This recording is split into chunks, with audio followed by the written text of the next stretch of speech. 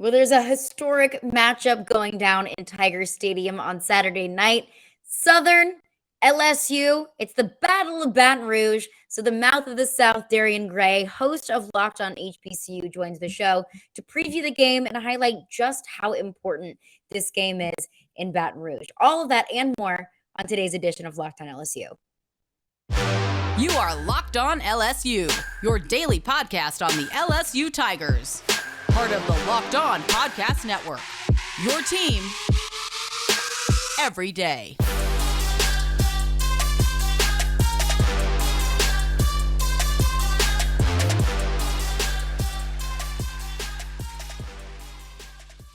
Well, today's episode is brought to you by Upside. You can download the free Upside app and use promo code LOCKED to get $5 or more cash back on your first purchase of $10 or more.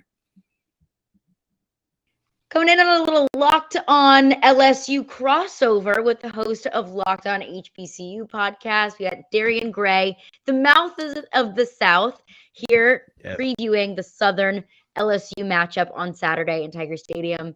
Really pumped to have you on. I really appreciate you coming on so we can talk a little ball, both Southern and LSU as well. I'm excited. This is a game with a historical impact time, so we are going to talk about that for sure. But thank you for having me on. I'm glad we could do this crossover. Yeah, for sure. So just for all the LSU fans out there, Southern's not a team that LSU plays year in and year out. It's really not a team that they've played historically ever. So just kind of your initial takeaways, your biggest takeaways from the Southern team, from what you've seen either from the first week against Florida Memorial, an 86-0 blowout. I mean, it was like a basketball score. So just kind of your first impressions and your major takeaways from the Southern Jags team. It's kind of difficult to really take too much away from, because when I talked about this 2 days ago on the show, it's hard to take too much because you're playing in NAIA school, right? But you put up 86 points. Who puts up 86 points? That's a ridiculous amount. So there's a couple of things that I can take from it. For one, you're looking at the fact that they are definitely, you don't put up 86 points regardless of competition level unless you come in completely focused, because it's easy to take your foot off the gas with 50 points, but kept going and kept stopping them. But then also I tried to look a little bit deeper because I want to see what can I see from this game, because I could write a competition, but that's not fair to Southern. You play who's on your schedule. And I was able to see that they're a very balanced team by looking at plays coming out in the first drive. So I decided to just do a little bit of a breakdown, and I looked at them, right? So I said, okay, Southern, what did you do in the first drive? Well, in the first drive, 4 passes, 4 runs. Second drive, it was 2 plays, 1 pass, 1 run. And then the third drive, you had 4 passes and 6 runs. What you see is they're very balanced. They have a heavy no-huddle system. I'm expecting something from them, probably, which they're not going to go to the huddle a lot. Mm-hmm. And I think you've been able to see that kind of up-tempo, quick, balanced offense. I mean, I look at Tennessee, I look at Ole Miss, I look at Alabama, all teams that have kind of adopted that no-huddle, really quick, up-tempo offense. And, I mean, that puts a lot of pressure on an opposing defense. And also, I mean, on a team as a whole, because whenever you're facing a super up-tempo, quick offense, your defense has to keep up with it. And also, you get off the field, offense gets off the field pretty quickly. So, you're constantly changing things in and changing things out. But also you bring up how balanced Southern is just from a play calling standpoint. But I look at the way that Southern was able to kind of spread the ball around. They had 3 running backs run in the 80-yard area, and then Brashawn McCray just on the outside at 78. So you're looking at 4 different running backs who are just shy of 100 yards.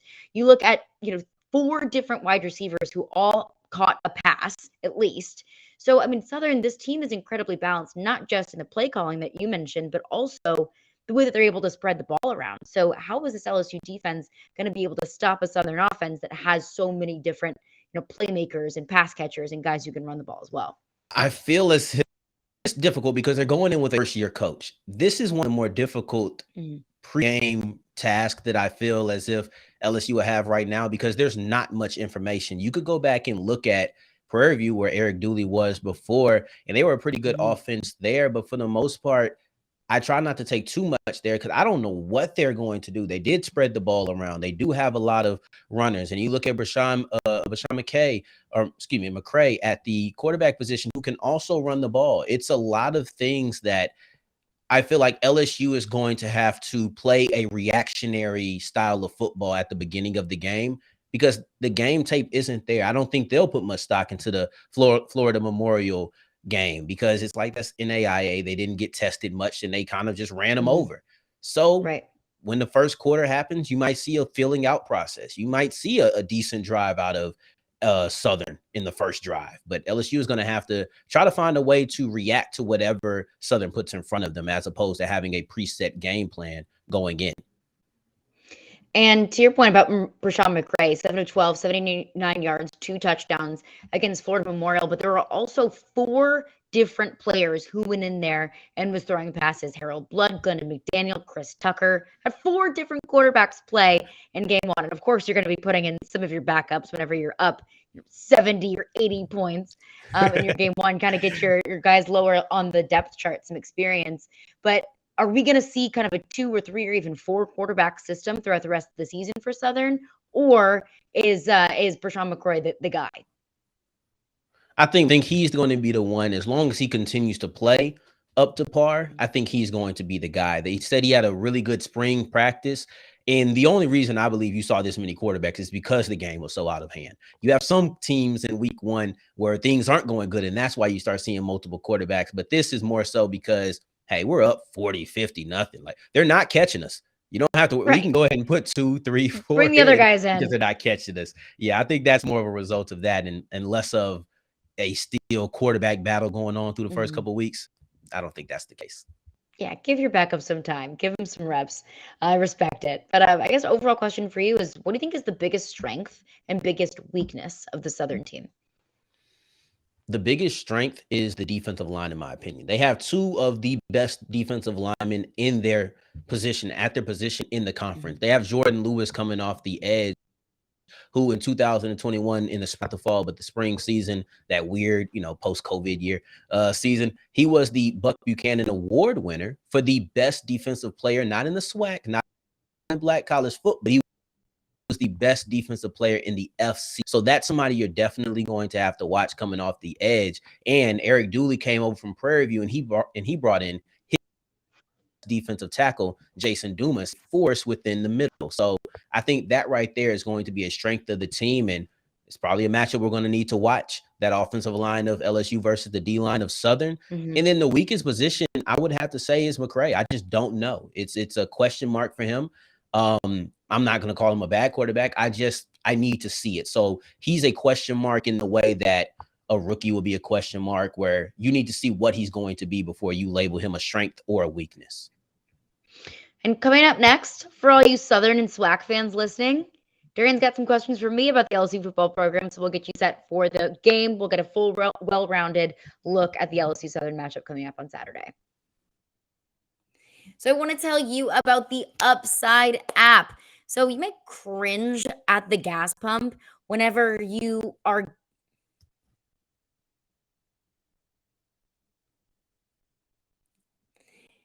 So I want to tell you about the Upside app. I mean, inflation has been hitting all of us hard, whether it's going to the gas pump and seeing triple digits in what you owe to fill up your tank, or getting an eye-popping check at your favorite restaurant. It hurts. My wallet feels a little bit lighter nowadays, but that's why I started using Upside. Upside is an incredible app for anyone who buys gas, groceries, or dines out, so pretty much all of us.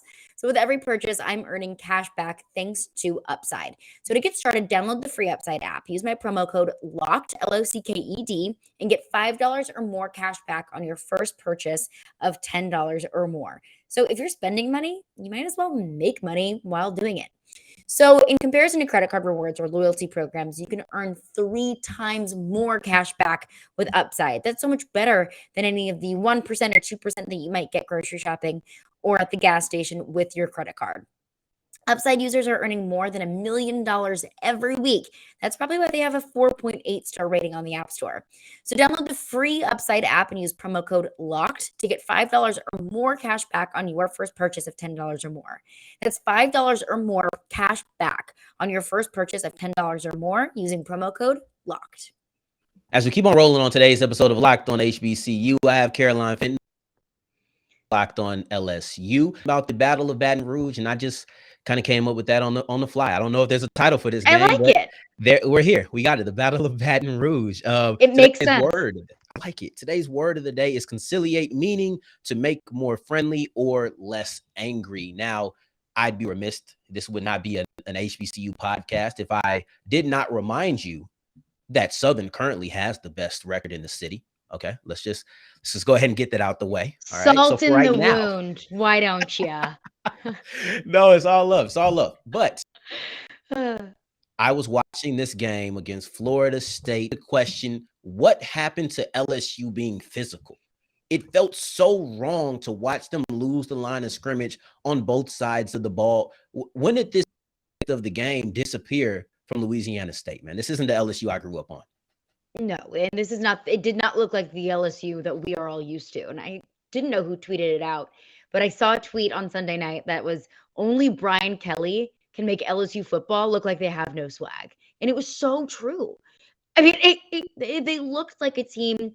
I mean, always you can expect with LSU football. The offensive line, it's been a problem over the past, since I started covering LSU in 2016. The offensive line has never been the strength of this LSU team. Of course, you look at that 2019 team, and that was the outlier in the past 6 years. But LSU struggled recruiting, developing, and executing with their offensive linemen. But what you're always used to seeing with LSU is strong, hard-nosed defense and defensive linemen that are going to put pressure on the quarterback. They struggled on both of the other lines of scrimmage on Sunday. And that's just not what you're used to. Florida State got down the field with such ease. I mean, they were converting, it seemed like almost every single third down. It's not the LSU defense that you're used to seeing. If that LSU offense can only put up 6 points, it's okay because the defense can hold their opponent to 3 or to none. So, yes. Yeah, I mean, it wasn't tough football. It was not physical football. It was not the identity and the reputation that you're used to seeing from LSU football. And I think overall, because you can expect some changes, some culture changes from a new coaching staff. And I think overall, I looked at it and I thought, where is this clean and businesslike and very, structured and disciplined style of football that we as LSU fans were promised whenever Brian Kelly came in? That was the entire point. He was the antithesis of Coach O and Les Miles, two coaches who left the program. Really, they were very disorganized. They were in disarray. It was sloppy. It was a lot of dumb penalties. And Brian Kelly is, he's the very business-like CEO approach to football. So I didn't see that in week one.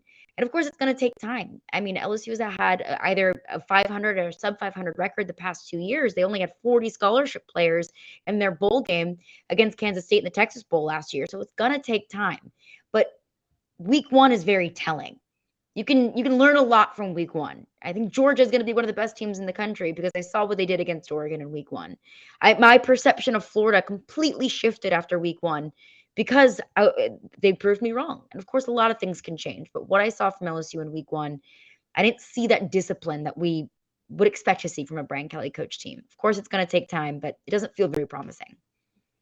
Yeah, I can definitely see that. When I'm looking at one of the things that will not be returning, will not save LSU, that's a defensive tackle, Mason Smith. Mm-hmm. He went out with an ACL on a devastating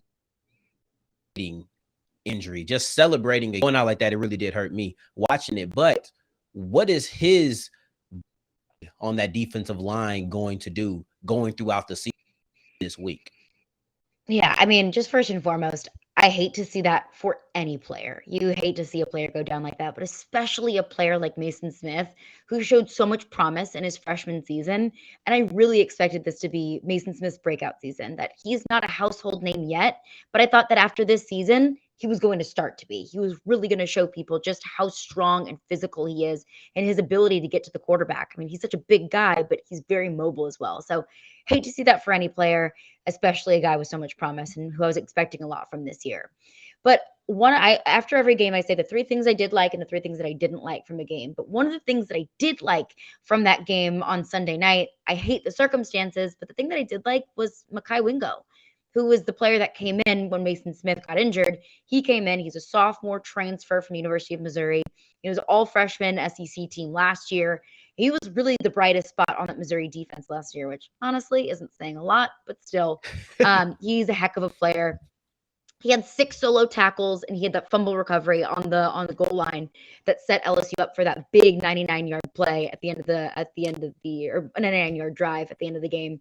So although I hate the circumstances, I'm excited to see what Mekhi Wingo can do and see how he can fill in for Mason Smith when he's out for the season. And I think you're going to start to see that he'll be, at least a serviceable replacement. I mean, you don't lose Mason Smith and get better, but Right. LSU at least has enough depth and talent with Mekhi Wingo and the rest of this defensive line unit that I think that they'll be able to at least have as much of a seamless transition as possible. That's good. One of the things that people are very concerned about, and no, we're not going to get into Instagram scrubbing. We're not going to get into pictures being deleted, God. but we are going to talk about that group, and that's the wide receiver group, and really just the offense in general passing. We expected more, right? We expected more from him than 2 catches and seemingly a little bit lack of concentration. But the passing game, how much of this is going to go on the wide receivers, how much on the quarterback, and how much on the offensive line just not protecting, really see what the quarterback and wide receiver can be in that game? I think they're all culpable. The wide receiver unit, more so Kayshon Boutte, and I'll get into that, but the offensive line unit and also Jaden Daniels. But one thing that a narrative that I didn't want to continue to see to perpetuate on LSU Twitter and in LSU fan spaces is that Jaden Daniels was the problem, because he wasn't. Maybe he contributed to a little bit of the slow offensive start in the first half, because Jaden Daniels dropped back, and instead of, sitting back in the pocket, going through his progressions and entertaining throwing the ball, he just dropped back and just immediately jet off. And honestly, I kind of expected that from Jaden Daniels, at least in the beginning, because he is such a talented runner. He's a run-first quarterback. But I wanted to see him drop back a little bit more and feel a little bit more confident and throw the ball a little bit more. I thought, you're not going to win any games. I don't care if you're playing, an NAIA opponent, and I don't care if you're playing Alabama. You're not going to win very many games just by running the football, by being a one-dimensional offense. So I wanted to see more from Jaden Daniels, because all we've heard of in practice is he was hitting guys on long bombs, long throws. I want to see his arm talent. I want to see his passing ability. So that was one thing. But really, that offense wouldn't have been able to get anything done without Jaden Daniels being able to extend plays with his legs and being able to escape the pressure, because it all came down to the offensive line. The offensive line wasn't stopping anything on Sunday. Jaden Daniels was under constant pressure, so I don't blame him necessarily for, diverting to his legs.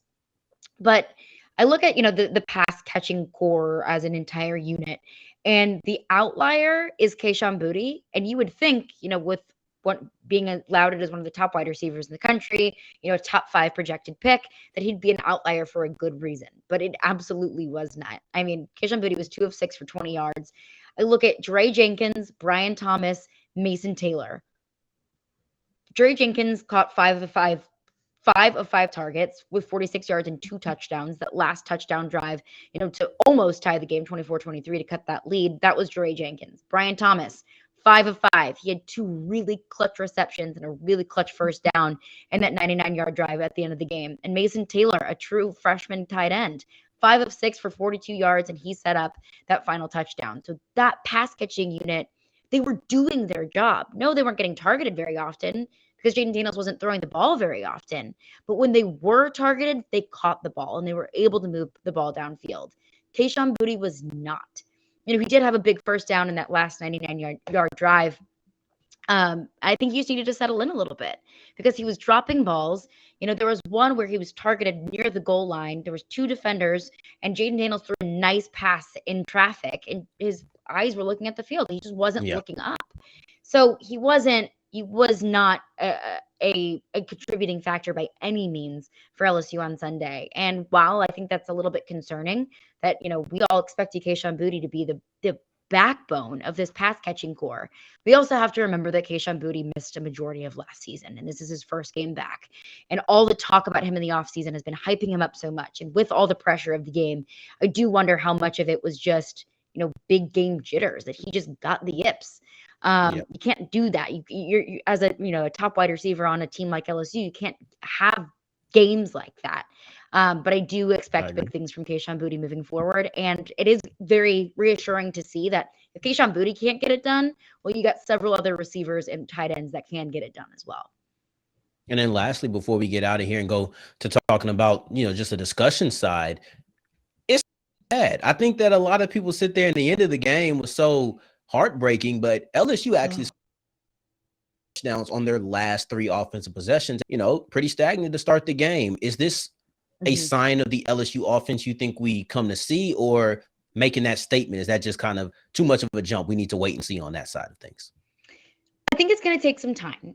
And I think it all comes down to the offensive line, because Garrett Dellinger, it's his first year starting at center. He's had some issues snapping the ball in practice, and we saw that on Sunday night. We saw a few bad snaps from Garrett Dellinger. I think it's going to take time for him to settle in. And I think it's going to take time for him to get used to these new responsibilities that he's been given.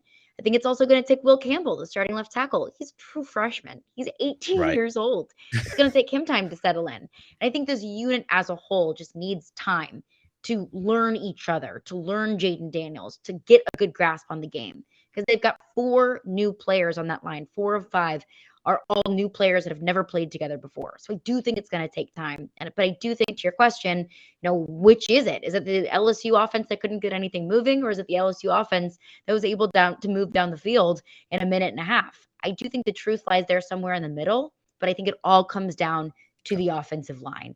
And are they going to be able to give a little bit more protection up front? Because they're only going to start seeing more difficult and more physical defensive line as they get later into the season. And as we continue rolling with today's episode of Locked On HBCU, we are going to talk to Caroline. We're not done. We're still detailing the Battle of Baton Rouge, and we're going to see what does each other expect from the other's team.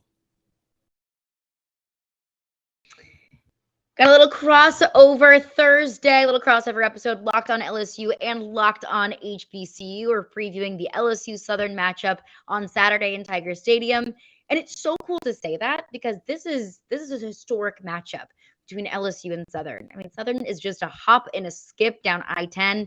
It only makes sense that these teams are going to face each other. And I think it's a big thing for the state of Louisiana as a whole to have these in-state matchups, that LSU plays Southern, that LSU plays, Northwestern State, that you can keep a lot of the football fans in state and you get to explore a lot of that. So I think that's really cool, just from the LSU side of things, to be able to, to play all the rest of these teams in Louisiana and keep all the talent in Louisiana in the state. But to Southern, on the Southern side of things, what does this matchup mean and represent between LSU and Southern?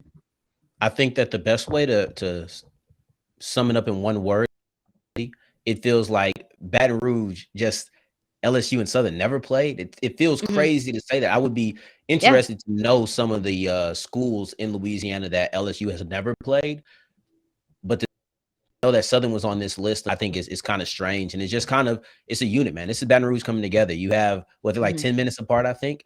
So now it's the whole city and everybody's showing up, everybody's showing out to one place. Man, the atmosphere, I want to say Dilly Sanders. That's my guy. He's the best. He is the greatest. He's the greatest. But unfortunately, you should come out.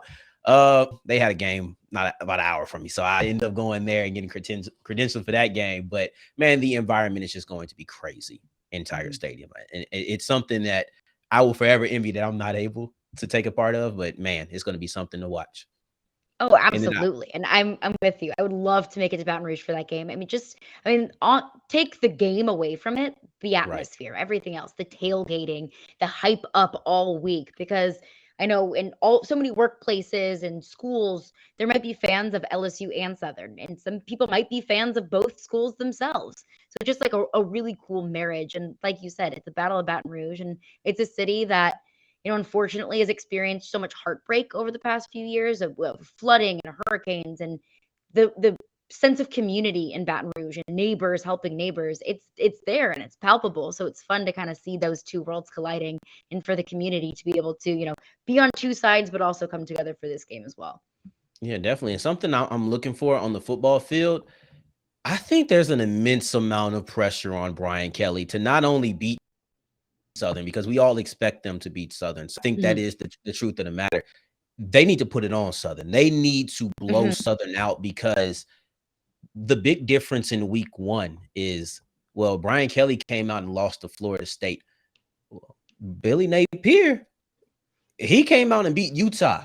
And there's a lot of people. It's a statement game, a statement win. And there's a lot of people who Napier to be the coach of LSU. And there's a lot of people who, even before the games happened, were upset that it wasn't going to be the case. I think that Kelly needs to blow Southern out, because I mean, it's not going to lose him his job or anything, but hey man, we just seen the reporters say, maybe if you want, I'll be on time. And even Kelly, he tried to, big manner and just, well, be $10 in a pot and this, that. And somebody needs to conciliate Brian Kelly. I told you he was going to drop that word in here. But somebody needs to conciliate Brian, and it needs to be in the form of a blowout victory, because I think that's one of the storylines coming into this game, that they got to win in a certain fashion. Absolutely. And I looked at the Florida State game as that potentially being a massive statement for Brian Kelly, either one way or another. You beat Florida State in New Orleans, and you start out your tenure 1-0, not against a cupcake, but against a really solid, Power 5 opponent in Florida State. That's a statement. You go out there and, you drop an egg against Florida State in your own backyard after all this talk in the offseason, after that massive contract that you were just given, $100 million contract, and you start the season 0-1. There's already been a lot of questions and, misconceptions about Brian Kelly around LSU in the offseason, and that would have been the biggest statement. But now the rumors continue. Now the questions continue at 0-1. And if you cannot have a statement win against Southern, a team that LSU should beat, LSU should beat Southern, and LSU should beat Southern handedly. So if you want to put a bet on it, let's do it. Let's see. I saw 35 and I saw 45. I don't know which one it was. I also don't know what we would put on it. See, I'll pull it up. If the 35, points, I would do. 45 might be a little bit too rich for my blood. Let's split it down the middle. Call it 40. 40. LSU minus 40. Yeah, I'm taking Southern with the points. We're not losing by more than 40 on this side. I'll take my Tigers going 40. I don't know. I'll try and pull it up, but they need to win. I mean, it needs to be. It's going to be a statement win. Yeah. We'll keep everyone updated. Yeah, we'll send you a tweet, a little reminder. But yeah, I mean, it needs to be a statement win. And I think another big thing for me too is, can you make those adjustments week over week? Can you make those changes? Does the offensive line look more comfortable? Does Jaden Daniels look more comfortable? Or there dumb, silly mistakes that you made week 1 that you have fixed, or they've started to fix into week 2? Because if you can't fix them against Southern, you can't fix them against Alabama. So it only gets tougher from there. That's true. Let's go with what our key matchup to watch is before we get out of here. For me personally, it's the defensive line of the offensive line of LSU. You texted me before this talking about just the idea of HBCUs playing more PWIs. Yeah. And I told you I spoke about it on my podcast just yesterday on Wednesday's episode.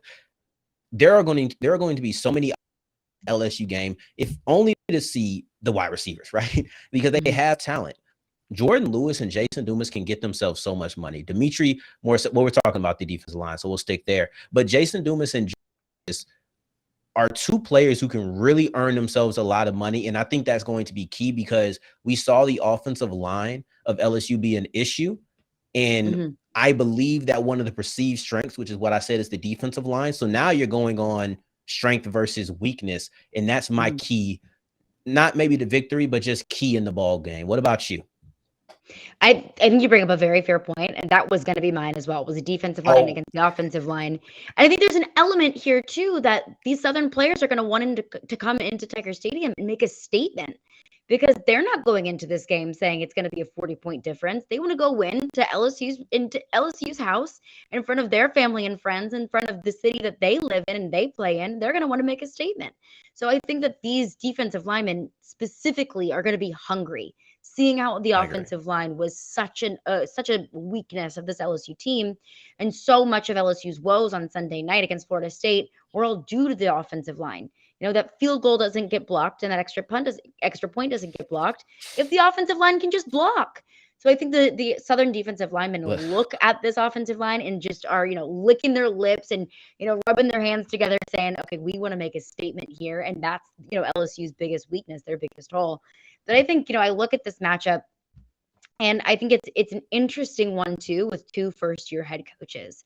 Two first-year head coaches that are looking to also make statements themselves, who, they want a positive reputation in the city of Baton Rouge, in college football as a whole, and in their respective conferences. So I think this two first-year head coach matchup is going to be interesting to see kind of their play calling and their, them as tacticians, how they kind of they see this game play out.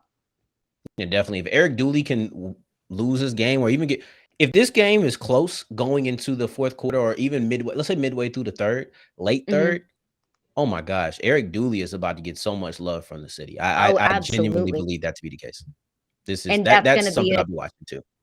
For sure. And that's, if that is the case, that's going to be a lot of conversation is what's Brian Kelly doing? If he can't win these games or he can't make statements, then, that's a serious problem and a serious question, because the question starts to become, well, you got Mississippi State next week. So if you're struggling putting points up against Southern or stopping Southern, what looks to be a very high-powered and up-tempo offense, you're not going to be able to stop Mississippi State either. So I think those are all really interesting things to look at. Definitely. And guys, make sure you are following Caroline Fenton. Go ahead and hit the lower third so everybody can see your Twitter below. All right. And make sure you guys are listening Caroline to Locked Fenton On LSU. Right there. You guys see it. I've never been great at pointing at it, so you guys can see it down below. But yes, please follow her. She's putting up some great content. One of the Locked On podcasts that I do listen to on a consistent basis. I appreciate me coming on there. This was a lot of fun.